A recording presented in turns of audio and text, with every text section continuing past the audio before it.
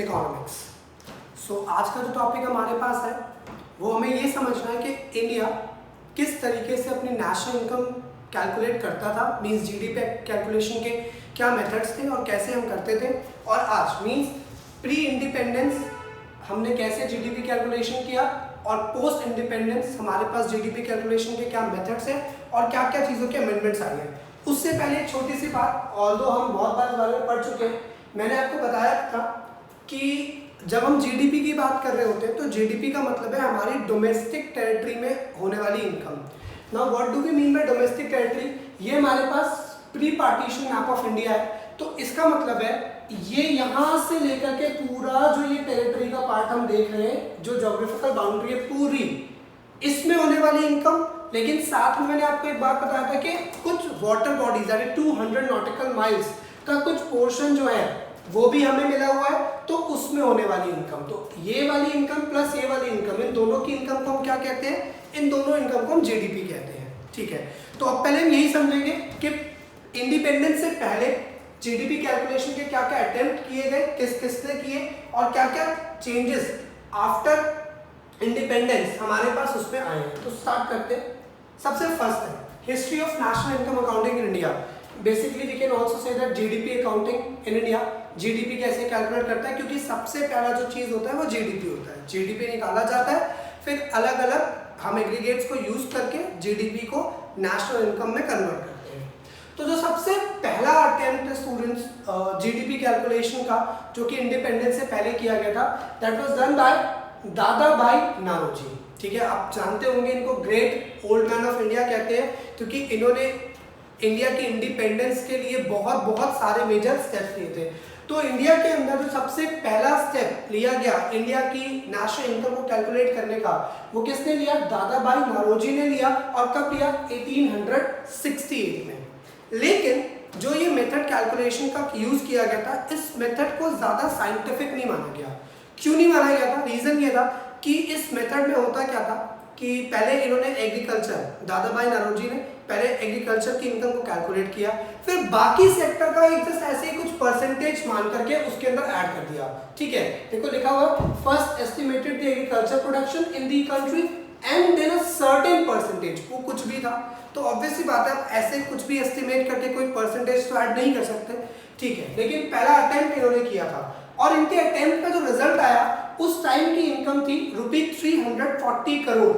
ठीक है, और पर कैपिटा इनकम जो आई थी इंडिया की, वो कितनी आई थी? 20 रुपए। ठीक है, ये 20 रुपए per capita income. Per capita income means जब मैं अपनी टोटल इनकम को डिवाइड कर देता हूं अपनी कंट्री की पॉपुलेशन से, तो मुझे पता चल जाता है पर कैपिटा इनकम क्या होती है। इनके अलावा इनके बाद कुछ और इकोनॉमिस्ट थे जिन्होंने कोशिश की थी, बहुत सारे थे, कुछ के नाम हमने लिखे, जैसे विलियम डिग्बी 1899 में इन्होंने किया, फिनले शिराज ने 1911 में किया, 22 में भी किया, शॉ एंड कम्बट उन्होंने 1921 में किया। तो ये थे।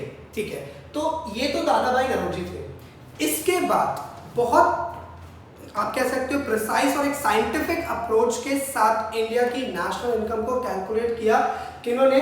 डॉक्टर विजेंद्र कस्तूरी वरदराजा राव। आप लोगों ने बहुत पॉपुलरली इनको VKRV राव के नाम से सुना होगा। तो ये वो पहले पर्सन थे इंडिया के अंदर जिन्होंने इंडिया की नेशनल इनकम को बहुत कैसे किया कैलकुलेट, बहुत साइंटिफिकली तरीके से कैलकुलेट किया था। ठीक है, और इनका सिर्फ नेशनल इनकम अकाउंटिंग के ऊपर नहीं, इनका इंडियन इकोनॉमी में बहुत सारे कॉन्ट्रीब्यूशंस और भी है, जिसके ऊपर मैं एक वीडियो प्रॉपर बनाऊंगा कि डॉक्टर VKRV राव ने एक्चुअली इंडिया में क्या क्या कॉन्ट्रीब्यूशंस दिए थे। एक बहुत बड़ा कॉन्ट्रीब्यूशन बताता हूँ, दिल्ली स्कूल ऑफ इकोनॉमिक्स, जो कि इंडिया के टॉप 5 इकोनॉमिक्स के स्कूल्स में से आता है, जो कि एक कहीं हद तक लंदन स्कूल ऑफ इकोनॉमिक्स को सोच रख करके डॉक्टर VKRV राव ने इंडिया में स्टार्ट किया था, दिल्ली में स्टार्ट किया था DSC। तो DSC भी डॉक्टर VKRV राव की ही आप कह सकते हैं कॉन्ट्रीब्यूशन है। तो ये वो पहले इकोनॉमिस्ट थे आप कह सकते हैं जिन्होंने क्या किया था, जिन्होंने नेशनल इनकम को एक बहुत साइंटिफिक तरीके से कैलकुलेट किया था। कब? 1931 में। क्या किया था इन्होंने 2 अलग मेथड्स को डिराइव किया था नेशनल इनकम को कैलकुलेट करने के लिए। 2 मेथड्स कौन से? इन्वेंट्री मेथड, अगर आप में से पहले से किसी को पता है नेशनल इनकम कैसे कैलकुलेट होती है तो शायद आपको पता होगा। हम प्रोडक्ट अप्रोच की बात करते हैं, आउटपुट अप्रोच की बात करते हैं, जिसे आप वैल्यू एडिशन कहते हो। तो वो अप्रोच को जो कंट्रीब्यूशन था वो किसने दिया था? वो डॉक्टर वी के आर वी राव ने दिया था। तो इन्वेंट्री मेथड जिसमें एग्रीकल्चर सेक्टर, जिसमें फॉरेस्ट, फिशिंग, हंटिंग, इन सब चीजों को इंक्लूड किया गया था। और इनकम मेथड, इनकम मेथड आप जानते हैं जितने भी कॉर्पोरेट हाउसेस होते हैं उन कॉर्पोरेट हाउसेस की इनकम को मेजर करने के लिए हम इनकम मेथड यूज करते हैं। तो मतलब मेजरली दो मेथड्स कंट्रीब्यूट किए थे वी के आर वी राव सर ने। कौन कौन से? पहला आपके पास इन्वेंट्री मेथड, दूसरा हमारे पास इनकम मेथड। ये दो कंट्रीब्यूशंस थे जो किसके थ्रू किए गए थे? डॉक्टर वी के आर वी राव के थ्रू। आगे बात करते हैं, ठीक है। तो ये तो सारी की सारी बातें हो गई किसकी? ये सारी की सारी बातें हो गई इंडिपेंडेंस से पहले की।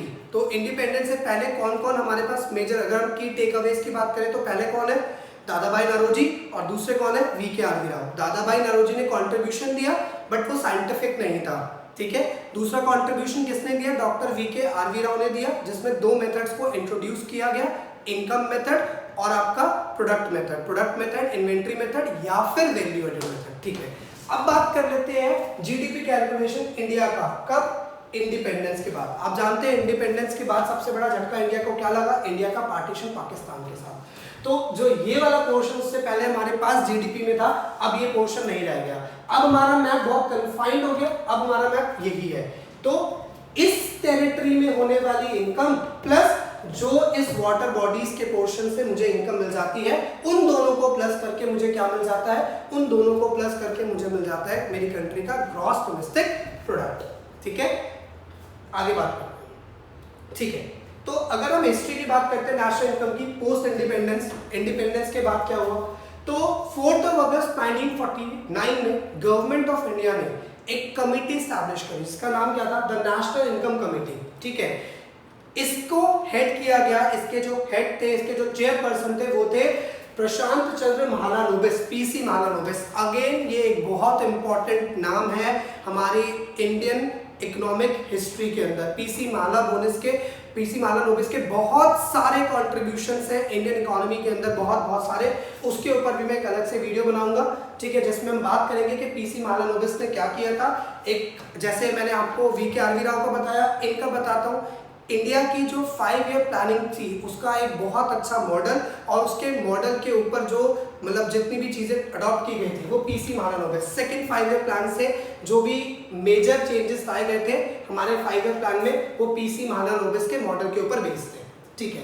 अब इसके अलावा कौन थे? एंड प्रोफेसर धनंजय रामचंद्र गाडगिल, ठीक है, इन्हें सिर्फ डॉक्टर गाडगिल के नाम से बहुत फेमस है ये, एंड डॉक्टर वी के आर वी राव। तो ये 3 लोग उस टाइम पे क्या थे? मेंबर थे। इस कमेटी ने अपनी पहली रिपोर्ट नेशनल इनकम के ऊपर 1951 में दी, ठीक है। कौन से ईयर की? 1948 से 1949 की, जिसमें हमारी इंडिया की नेशनल इनकम कितनी थी? ₹8710 करोड़, ठीक है। 8,710 करोड़ हमारे देश की नेशनल इनकम थी, और पर कैपिटा इनकम उस टाइम पे कितनी हो गई थी? ₹225 हो गई थी, ठीक है।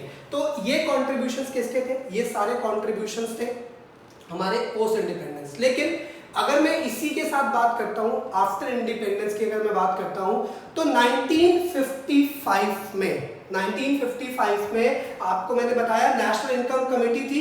तो नेशनल इनकम कमेटी ने अलग से एक ऑर्गेनाइजेशन को बनाया, क्रिएट किया गया, ठीक है, जिसको क्या बोला जाता है? जिसको सेंट्रल स्टैटिस्टिकल ऑर्गेनाइजेशन के नाम से जाना जाता है, राइट। मतलब 1955 से नेशनल इनकम कमेटी जो सेटअप की गई थी उसने सारा काम कंट्री की नेशनल इनकम का किसको दे दिया? सेंट्रल स्टैटिस्टिकल ऑर्गेनाइजेशन को दे दिया, ठीक है। और आप एक बात समझें, हम इसे नेशनल इनकम बोलते हैं, लेकिन जब आप गवर्नमेंट की रिपोर्ट्स देखेंगे नेशनल इनकम के ऊपर तो उसे नेशनल इनकम नहीं बोला जाता, उसे हम क्या बोलते हैं? National account statistics, NAS। याद रखना, बहुत बार लिखा हुआ आप कई बार देखोगे NAS, that is national account statistics. तो इंडिया की जो जीडीपी रिपोर्ट होती है, नेशनल इनकम की जो रिपोर्ट होती है, उसे नेशनल अकाउंट स्टैटिस्टिक्स कहते हैं। अब एक बहुत इंपॉर्टेंट चीज नोट के तौर पे आपको याद रखनी है, ठीक है।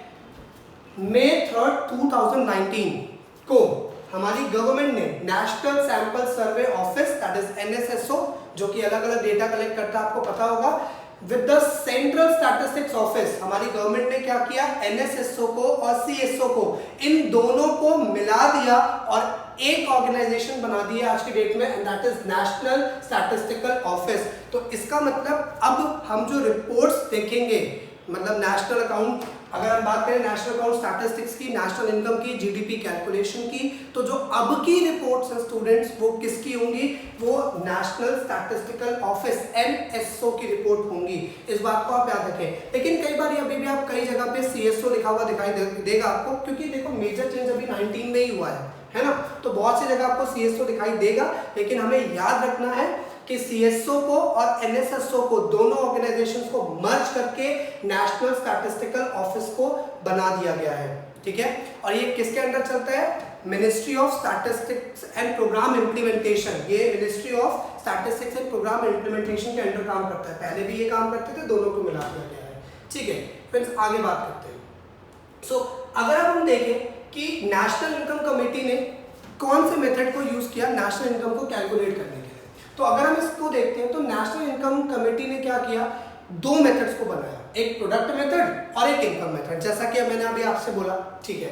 कमेटी ने क्या किया, कमेटी ने पूरी इकोनॉमी को 6 सेक्टर्स के हिसाब से क्या कर लिया, डिवाइड कर लिया, 6 और 7, तो टोटल 13 सेक्टर।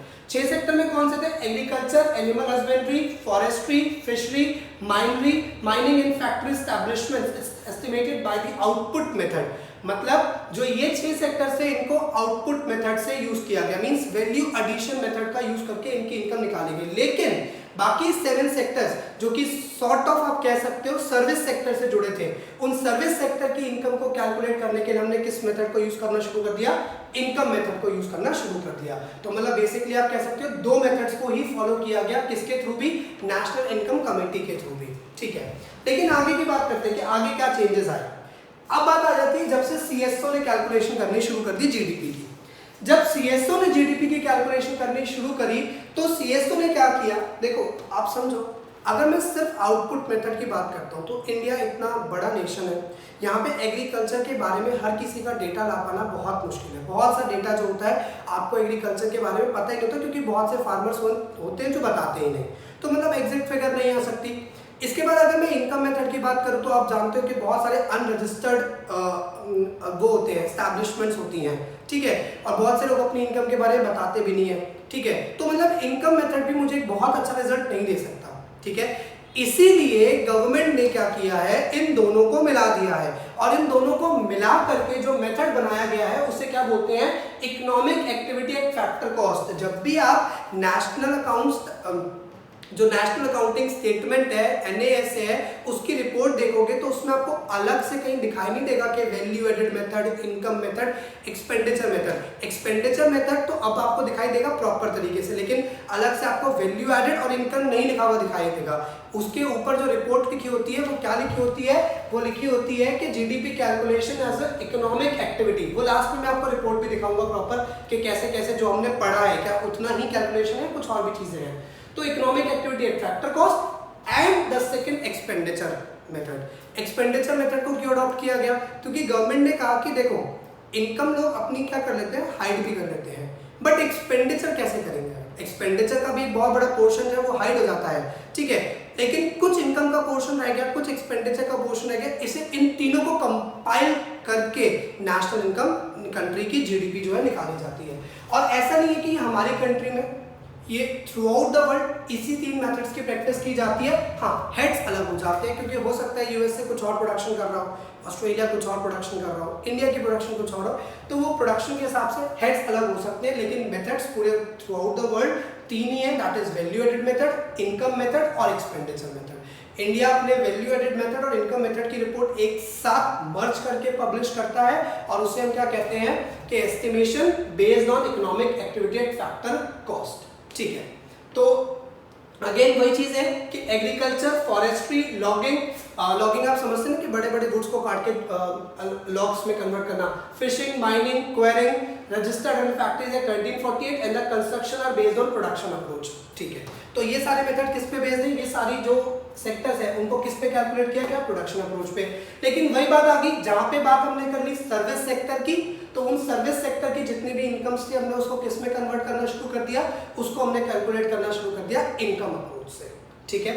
अब एक चीज इंपॉर्टेंट अगेन आपको ध्यान से जो देखनी है, सो फार इंडिया जीवीए को यूज करता था, ग्रॉस वैल्यू एडिशन को यूज करता था अपनी नेशनल इनकम अकाउंटिंग के लिए। फ्रेंड्स एक डिफरेंस होता है जीवीए और जीडीपी में, उसके ऊपर एक प्रॉपर वीडियो बनाऊंगा। अभी आप एक मेन पॉइंट समझें, GVA that is gross value added. Gross value added का मतलब होता है कि हर सेक्टर किसी चीज की प्रोडक्शन में कितना कितना कंट्रीब्यूट करता है, उसे हम ग्रॉस वैल्यू एडेड कहते हैं। मतलब प्राइमरी ने कितना कंट्रीब्यूट किया। आप कुछ ऐसे समझो कि एक फिशर, एक मिल्कमैन है, उसने क्या किया, मिल्किंग करके मिल्क कलेक्ट करा, उस मिल्क को क्या किया उसने, डेयरी वाले को बेचा, ठीक है। तो उसने कहीं ना कहीं भाई गाय को चारा खिलाया, सब कुछ खिलाया, तो उसने कुछ ना कुछ इनपुट्स यूज किए होंगे, मतलब रॉ मटेरियल यूज किया होगा, फिर उससे उसको एक मिल्क एक आउटपुट आया, उसने उस आउटपुट को डेयरी को बेचा। डेयरी वाले ने उस मिल्क को क्या किया, डेयरी वाले ने उस मिल्क को कन्वर्ट कर दिया से पनीर के अंदर, ठीक है, पनीर में, कर्ड में, इन सब में कन्वर्ट कर दिया। अब वो कहेगा मैंने भी कुछ एडिशन किया है, क्योंकि मैंने भी थोड़ी बहुत मेहनत करी है, मशीन यूज करी है, जो भी यूज किया है, ठीक है। फिर उसने एक रेस्टोरेंट वाले को बेच दिया, उस रेस्टोरेंट वाले ने उस पनीर को कन्वर्ट कर दिया से एक डिश शाही पनीर में, तो वो कहेगा भी मैंने भी कुछ एडिशन किया है।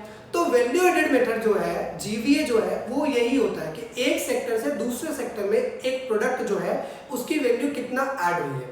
तो हम जीवीए हर सेक्टर का कैलकुलेट करते थे और सबका जीवीए मिला के क्या बना देते थे, जीडीपी बनाते थे, ठीक है। तो हुआ क्या है, हुआ ये है कि जो पूरा वर्ल्ड है, पूरा वर्ल्ड जीडीपी कैलकुलेशन के ऊपर बेस्ड था, ठीक है। तो ताकि इंडिया भी वर्ल्ड के साथ कंपाइल हो सके, हमने भी क्या किया, हमने भी अपनी अप्रोच को जीवीए से कन्वर्ट करके किस में लगा दिया, जीडीपी में, जीडीपी कन्वर्जन में कर दिया। और ऐसा किसके रिकमेंडेशन पे हुआ, that is United Nations system of national account, that is SNA, systems of national account. Systems of national account के बारे में अगर मैं आपको बताऊं तो सिस्टम्स ऑफ नेशनल अकाउंट जो है 1953 में यूएन के थ्रू स्टैब्लिश किया गया था। ये जैसे आप कह सकते हो कि एक मेजरमेंट की टेक्निक है, इसके पास कॉम्प्रहेंसिव मेजर्स है, ठीक है, अलग अलग टूल्स है, जिसके बेसिस पे ये कंट्री टू कंट्री क्या करता है, नेशनल इनकम अकाउंटिंग के तरीके बताता है। फायदा ये है कि अगर आप इसके थ्रू कैलकुलेशन करेंगे और बाकी पूरा वर्ल्ड करेगा तो सबके बीच में कंपैरिजन करना आसान हो जाएगा। दो इट इज नॉट नेसेसरी, ये नेसेसरी नहीं है कि कोई एसएनए के अकॉर्डिंग, जैसे चाइना, फ्रांस है, ये यूएसए भी इवन, ये एसएनए के अकॉर्डिंग कैलकुलेशन नहीं करते। तो ये आपकी वॉलंटरी चॉइस होती है कि आप एसएनए मेथड को फॉलो करके काउंटिंग करना चाहते हैं या नहीं करना चाहते हैं। तो सबसे लेटेस्ट मैं कहूँगा एडिशन आया है, या आप कह सकते हो जो चेंजेस किए गए हैं, अमेंडमेंट्स किए गए हैं, वो है एसएनए 2008। तो इंडिया ने भी एसएनए के रिकमेंडेशन पे, ताकि वर्ल्ड बैंक, आईएमएफ, इसके एसएनए को प्रिपेयर करने के लिए वर्ल्ड बैंक, आईएमएफ ये सब कंट्रीब्यूशन देते हैं ताकि टाइम टू टाइम इसमें अमेंडमेंट्स की जाए, तो ताकि इंडिया भी पूरे वर्ल्ड के साथ अपने आप को compete कर सके। तो इसीलिए इंडिया ने भी क्या किया, अपने जीवीए मेथड से शिफ्ट होकर के अपने आप को जीडीपी मेथड पे शिफ्ट किया गया, वो भी मार्केट प्राइस के ऊपर। सो ये चीज हमें बहुत इंपॉर्टेंटली स्टूडेंट्स याद रखनी पड़ेगी, ठीक है, क्योंकि जीवीए मेथड अब ड्रॉप डाउन कर दिया जा चुका है, जीडीपी मेथड को अडॉप्ट किया जा चुका है, ठीक है। लेकिन आप टेंशन मत लो, उसके ऊपर एक प्रॉपर मैं वीडियो बना के दूंगा, जो 3 टॉपिक्स मैंने आपको बोले, ठीक है। आगे बढ़ते, तो मैंने आपसे क्या कहा, मैंने आपसे ये कहा कि अब जो इनकम कैलकुलेट होती है वो कैसे होती है, 3 मेथड से, ठीक है। 2 मेथड को हमने एक साथ मिला दिया, और वो 2 मेथड हमने कौन कौन से मिला दिए, हमने इनकम मेथड को और आउटपुट मेथड को मिला करके इकोनॉमिक एक्टिविटी बोल दिया, और एक कर दिया एक्सपेंडिचर मेथड, जिसमें हम अलग अलग सेक्टर्स की, जैसे कि प्राइवेट सेक्टर की, गवर्नमेंट सेक्टर की, ठीक है, फर्म्स की, रेस्ट ऑफ द वर्ल्ड की, उन सब के एक्सपेंडिचर्स को ऐड करते हैं और उससे हम क्या निकालते हैं, जीडीपी निकालते हैं, ठीक है। तो बात कर लेते हैं जो सेक्टर्स हमारे पास है, हमने क्या किया, 3 सेक्टर्स है, 3 सेक्टर्स को टोटल हमने 13 सेक्टर्स में डिवाइड किया, ठीक है, और उनको 5 मेन हेड्स पे रखा है। तो आप जानते हैं प्राइमरी सेक्टर, प्राइमरी सेक्टर के अंदर क्या क्या चीजें, एग्रीकल्चर, ठीक है, एंड अदर एरिड एक्टिविटीज। इसमें पहला जो हमारा सेक्टर है वो कौन सा है, agriculture, crops, livestock, foresting and logging, fishing and aquaculture. Fishing और एक्वाकल्चर में डिफरेंस है, फिशिंग कन्फाइंड होता है सिर्फ फिशिंग से, मतलब फिश को पकड़ना और उनके थ्रू अपना अर्न करना। एक्वाकल्चर में हम पूरी ओशन लाइफ, जो मरीन लाइफ है, उसके बारे में हर तरह के जो भी उसके अंदर क्रिएचर्स होते हैं हम उसकी कलेक्शन के थ्रू अर्निंग करते हैं, right. Mining and quarrying, mining आप जानते हैं अर्थ को बिल्कुल डिग करके उसके अंदर से कुछ चीज़ों को एक्सकावेट करना। क्वेरिंग क्या होती है, जो अर्थ के सरफेस पे हमें चीज़ें मिलती हैं, स्टोन्स वगैरह, उनके थ्रू जो चीज़ें होती है वो क्वेरिंग में आती है। सेकेंडरी सेक्टर में हमने क्या रखा, मैन्युफैक्चरिंग एंड कंस्ट्रक्शन को सेकेंडरी में रखा। तो फिफ्थ क्या है, manufacturing, construction, electricity, gas, water supply and other utility services. ठीक है, ये सारी चीजें तो हम पढ़ चुके हैं। क्या किया है गवर्नमेंट ने इस पर्टिकुलर पोर्शन के लिए, मतलब कंस्ट्रक्शन तक के पोर्शन के लिए गवर्नमेंट क्या यूज कर रही है, गवर्नमेंट यूज कर रही है एक तरह से output method, value added method. ठीक है, जबकि रेस्ट अगर मैं बात करूं इन सारी चीजों के लिए हम क्या यूज कर रहे हैं, इन सारी चीजों के लिए हम यूज कर रहे हैं इनकम मेथड। टर्शियरी सेक्टर में क्या है हमारे पास, third category trade, transport and communication. इसमें क्या आता है, एक part trade, repair, hotels and restaurants, transport, storage, communication and services related to broadcasting, जिसके अंदर मेजर ये चार चीजें आती हैं। फिर हमने फोर्थ अपना सेक्टर कौन सा बनाया, फाइनेंस एंड रियल एस्टेट, जिसमें बैंकिंग, इंश्योरेंस की बात करते हैं, रियल एस्टेट, प्रॉपर्टी वगैरह की बात करते हैं। कम्युनिटी एंड पर्सनल सर्विसेज के अगर हम देखें तो पब्लिक एडमिनिस्ट्रेशन, डिफेंस और अदर सर्विसेज, इसमें हम बात करते हैं। So that is the idea. तो मतलब हम क्या कर रहे हैं, जीडीपी कैलकुलेशन के 13 सेक्टर्स को 5 हेड्स में हमने डिवाइड किया। ठीक है, और फिर हम क्या कर रहे हैं, हम उन अलग अलग सेक्टर्स को बेसिकली क्या कर रहे हैं, इनकम को कैलकुलेट कर रहे हैं। सो ये हमारे पास कुछ मेथड्स है, जिनके थ्रू इंडिया क्या करता है, जीडीपी अपनी कैलकुलेट करता है।